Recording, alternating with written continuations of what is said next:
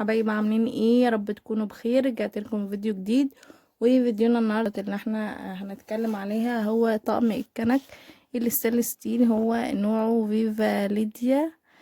طبعا هو ماركة جميلة ومشهورة معروفة، هو الستانلس ستيل. هو طبعا الماركة دي تركي، ميد ان تركيا زي ما انتم شايفين. هو ستانلس 18/10. هفتح لكم وارجع لكم تاني. اول حاجه يا حبايبي هو الحامل بتاع الكنك. زي ما انتم شايفين ده شكله ما شاء الله رقيق يعني وبسيط كده. انا بحب الحاجات البسيطه والسيمبل. عايزه اقول لكم ان هو جاي مع طقم الكتالوج بتاع التعليمات في طقم الكنك، وانا بطلعه لقيته. طبعا هو مكتوب في مواصفات المنتج وتعليمات قبل الاستخدام. وان هو لازم تغسليه قبل ما تستخدميه. المهم يعني حاجات احنا اصلا كده كده بنعملها يعني وكده. تمام. اول حاجة معانا هي الكنكة الكبيرة زي ما انتم شايفين كده. هو اول كنكة ما شاء الله، هو خامته جميلة وتقيل. تمام. هو عليه الختم من ورا.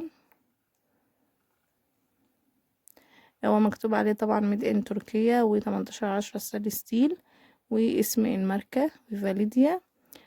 هو طبعا هو مش الكنكة بتاعته الكبيرة، هي مش كبيرة قوي يعني. هي ممكن تستخدم فنجانين من القهوة. عايزة اقول لكم ان انا جايبة طقم الكنك ده شكل البراد الاستانلس، جايبة طبعا براد زيه. هبقى اوريهولكم في فيديو البرادات. دي كانت اول كنكة معانا. تمام. تاني كنكة معانا يا حبايبي وهي كنكة وسط.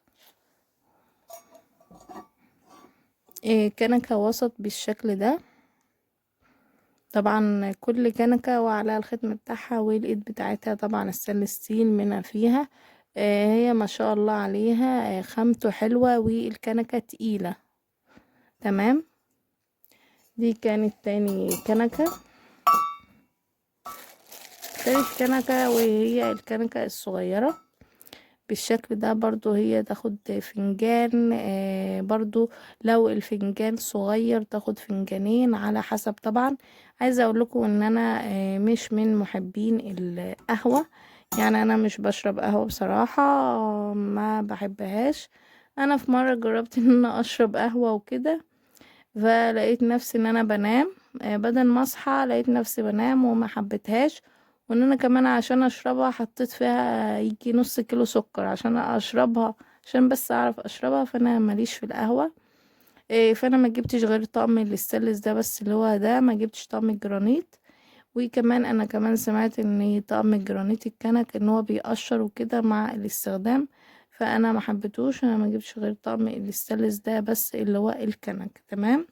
ده كان اول حاجة في المشتريات. جبت تاني حاجة يا حبايبي هي الدماسة او الفوالة زي ما بتقولوا عليها. طبعا دي لا غنى عنها في اي بيت مصري. هي مهمة جدا. هي أميرة الشيف الإيطالي. عايزة أقول لكم إن هي صنع في مصر، بس هي كدماسة. سواء بقى انت عايزة تجيبها جرانيت سيراميك، طبعا هو طلع منها كل الأنواع. طلع منها جرانيت والسيراميك وكل حاجة من الفوالة دي، وطلع منها الستانلس برضو، بس أنا جايباها ألمونيوم. أولا إن هي استخداماتها مش كتيرة، وفي نفس الوقت هي لا غنى عنها في البيت. تمام. اول حاجة هنطلعها معاكم.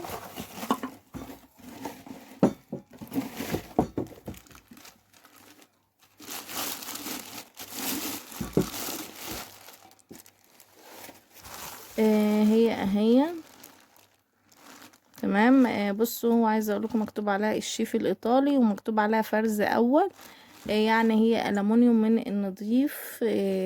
يعني ما شاء الله، مش اللي هو الألمونيوم اللي هو ايه آه، تاني فرز او تالت فرز والحاجات دي. لا، هي ما شاء الله. وكمان عايزه اقول لكم ان هي خامتها حلوه جدا. خامتها حلوة جدا اهي. بصوا، هي ما شاء الله حجمها من جوه. حجمها من جوه كبيرة هون. طبعا انت بتعملي فيها الفول. بدل ما تشتريه من بره وكده انت بتعمليه، وممكن تخزنيه في الفريزر. ممكن برضه لو انت شارية كمية لبن كبيرة وعايزة تعمليها، بتعمليها طبعا في الدماسة. عايزة تسلقي فيها بطاطس، مش عارفة ايه. هي استخداماتها مش لحاجة واحدة، يعني مش معنى ان هي دماسة يبقى انت تستخدميها دماسة بس، لأ. بتستخدميها دماسة وبتغلي فيها اللبن وتسلقي فيها البطاطس، بدنجان، حاجات كتيرة جدا. طبعا احنا كمصريين بنستخدم الحاجة كذا استخدام. تمام. هي دي انا عايزة اقولكوا ايديها ما شاء الله برضو، مش اللي هي الصاج دي، لأ. هي ايديها من نفس الخامة بتاعت الدماسة. تقيلة ما شاء الله عليها يعني وكده. انا بعتذر ان هي طبعا بتعمل الصورة وكده، فهي ده شكلها هون، وانتوا برضو قولوا لي رأيكم ايه. طبعا انا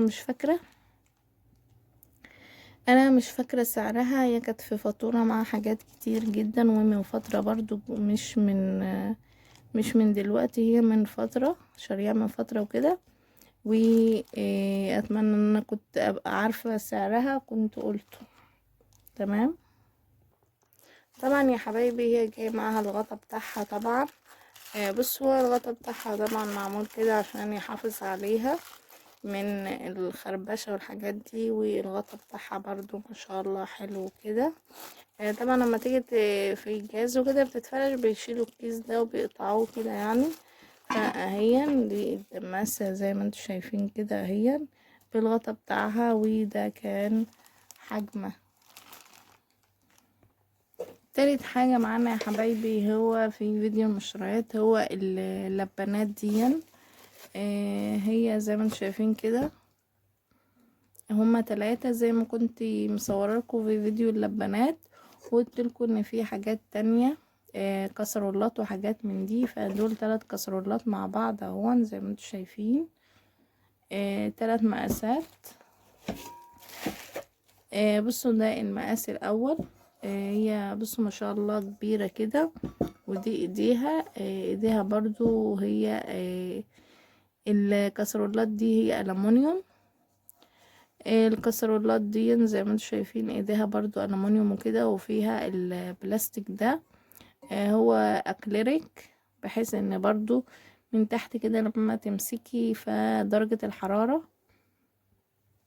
يعني ايه ما تبقاش سخنة وكده على ايدك. فهم عاملين لك اللي هو الاكليريك ده عشان يبعدك عن السخن. يعني لو مثلا محطوطة على النار وكده وايديها سخنة، فانتي لما تيجي تمسكي ما تتلسعيش من النار. ودي كان حاجة حلوة جدا منهم. دي اول كسرولة وهي بالحجم الكبير ده. طبعا زي ما انتوا عارفين ان الالومنيوم ما بتكتبش عليه المقاسات، فانا طبعا مش عارفة المقاس ايه، بس هي دي اكبر كسرولة فيهم. تمام.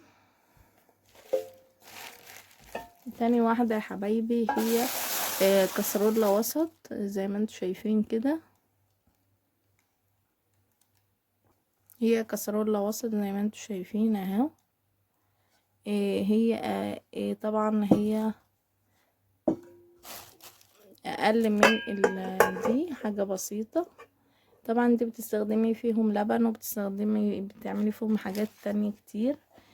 طبعا بصوا هي دي اللي هي الكسرولة الصغيرة. هي فيها الورقة بتاعتها. هي ماركة الغزال للأدوات المنزلية. طبعا صنع في مصر، وطبعا لازم نشجع المنتج المصري. تمام. هي مقاسها صغير، دي اصغر واحدة في الكسرولة زي ما انتوا شايفين. برضو هي زي ما وريتها لكم اهون، هي في هنا بلاستيك كده عشان خاطر درجة الحرارة، ولو محطوطة على النار وكده عايز تمسكيها ما تتلسعيش وكده، وما تحتاجيش ان انت تجيبي فوطة وكده عشان تمسكيها. فهم عاملين البلاستيك ده عشان ما تتلسعيش. تمام. عايزه اقول لكم ان انا ما حبيتش ان انا اصور لكم الكسرولات دي مع اللبانات. حبيت ان انا اوريها لكم عن حاجات الالومنيا والحاجات اللي انا شارياها كده، يعني ان الكسرولات مش استخدامها اللبن بس، هي استخداماتها حاجات تانية. ممكن تسخني فيها شويه شوربه. ممكن تسخني فيها شوربة، تسخني فيها حاجات تانية، ممكن تستخدمها حاجات تانية كتير غير اللبن يعني وكده. بعتذر منكم يا حبايبي على ان انا يعني مش قادرة اتكلم وكده، فاعذروني. وبرضو ان انا مش عايزة اطول عليكم في مدة الغياب، وان انا ما اصوركمش فيديوهات وكده، فاعذروني يعني. تمام.